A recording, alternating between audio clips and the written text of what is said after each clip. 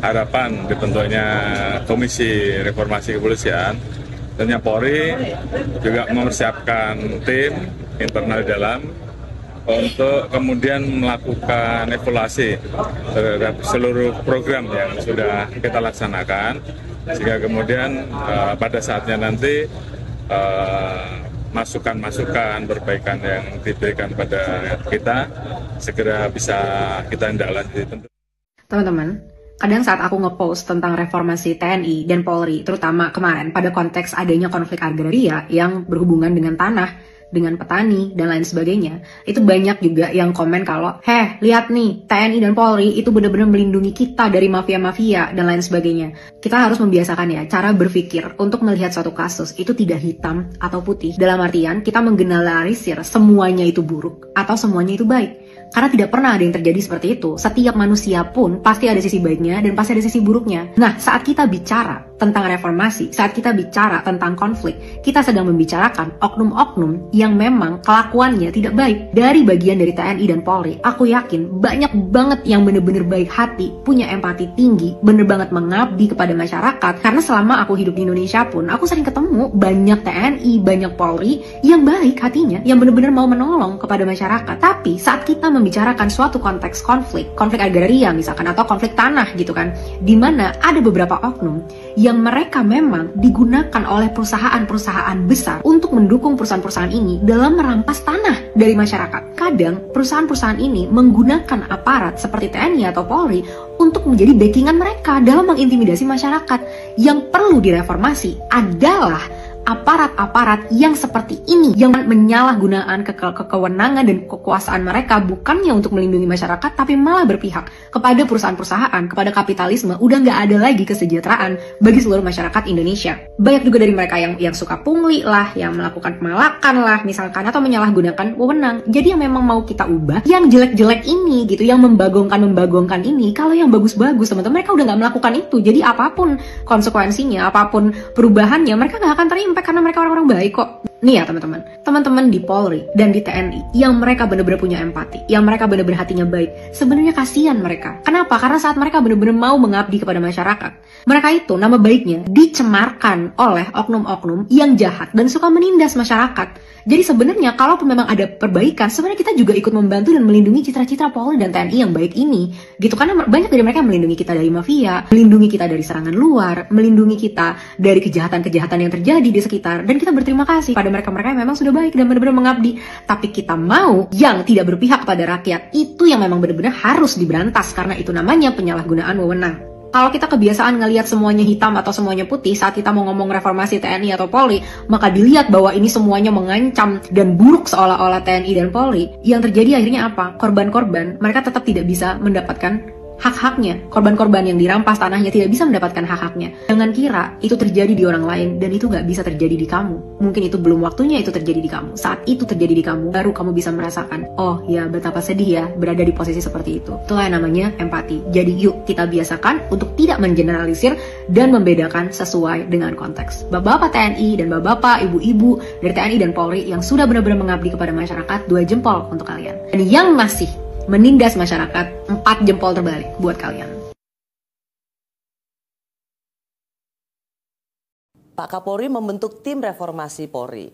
Padahal Presiden Prabowo sudah mengangkat penasihat khusus Presiden untuk keamanan dan termasuk juga reformasi Polri. Apakah Pak Kapolri ingin mendahului rencana Presiden? Kita tidak pernah ingin membentuk tim tandingan. Itu yang pertama. Yang kedua, sebaliknya, justru ini bentuk dari respon cepat kita terkait dengan apa yang menjadi harapan publik, terkait dengan arah yang akan dilaksanakan oleh tim Komite Reformasi Bentukan Presiden, sehingga kemudian pada saat nanti ada hal-hal yang harus segera kita perbaiki, maka kami bisa melakukan akselerasi dengan lebih cepat. Saya kira itu. Ada ketidakpercayaan pada tim yang dibentuk Pak Kapolri. Bagaimana mungkin reformasi dan transformasi di tubuh Polri itu dilakukan oleh orang-orang yang dianggap sebagai penyebab harus direformasi? Seberapa hebat pun komite ataupun komisi yang dibentuk, orang-orang yang ada di dalamnya, kalau kita nggak mau mereform kita sendiri, ya percuma. Jadi justru dengan kita bentuk tim yang kemudian memiliki semangat yang sama untuk melakukan reform, melakukan transformasi perbaikan, tentunya ini menjadi penting karena semangatnya ini kemudian menjadi sama dengan apa yang menjadi harapan dan kebijakan dari Presiden pada saat membentuk tim komite. Dan juga ini saya pikir juga ini yang menjadi harapan publik. Sekali lagi, reform itu memang harus dilakukan dari dalam oleh kita. Niat baik, kita memiliki semangat untuk melakukan perbaikan terhadap institusi. Selamat siang Mbak Raya, Sampurasun, ya unjuk rasa bubarkan DPR ya, masih ingat ya kemarin. Nah, lo kok ujungnya reformasi Polri, ada apa? Nah, saya ingin memberikan analisa versi saya ya. Hampir sama dengan pendapatnya Islah Bahrawi ya, bahwa semuanya sudah by design ya, by design dalam artian apa? Dalam artian pembubaran Polri menjadi Kementerian Keamanan Republik Indonesia ya. Brimopolri nanti Brimopolri, Densus Anti Teror 88 Polri diambil BNPT ya.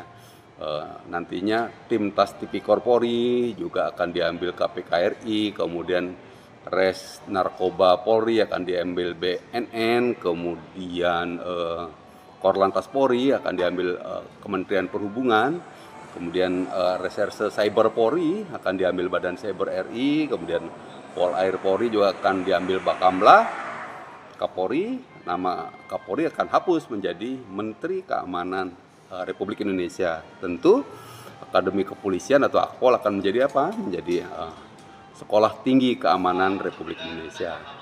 Jadi nama Polri akan secara resmi hanya akan hapus, kemudian nama polisi ya resmi hanya dipakai oleh polisi Pamong Praja di Kementerian Dalam Negeri dan juga jajaran di bawahnya ya, tentunya di bawah kepala daerah ya. Kemudian juga ada polisi militer yang masih nanti akan mulai naik daun ya. Polisi militer, polisi hutan, polisi kereta api, Polsuspas ya, polisi khusus pemasyarakatan, kemudian tentu polisi siswa ya. Apalagi coba polisi yang lain. Nah, begitu kira-kira desainnya teman-teman.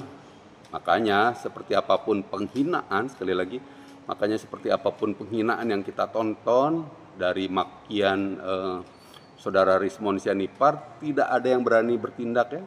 Malah diberi panggung oleh Karni Ilyas ya, oleh seorang Karni Ilyas di TV One ya. Kemudian sesakit apapun para jenderal dan anggota Polri dan ex anggota Polri, tapi semua omon-omon saja tanpa tindakan nyata ya.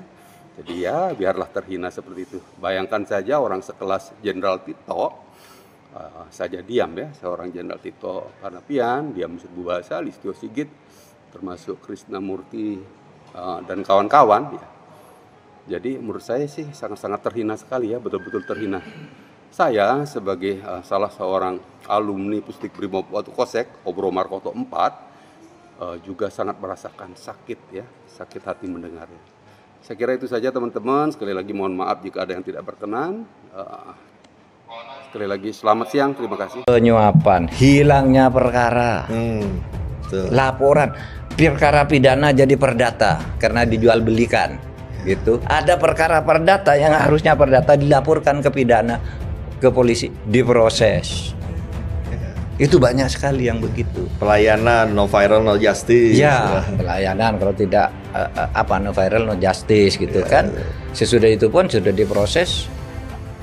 Iya, masih menimbulkan tanda tanya juga gitu. Nah, itu semua yang menurut saya harus diperbaiki,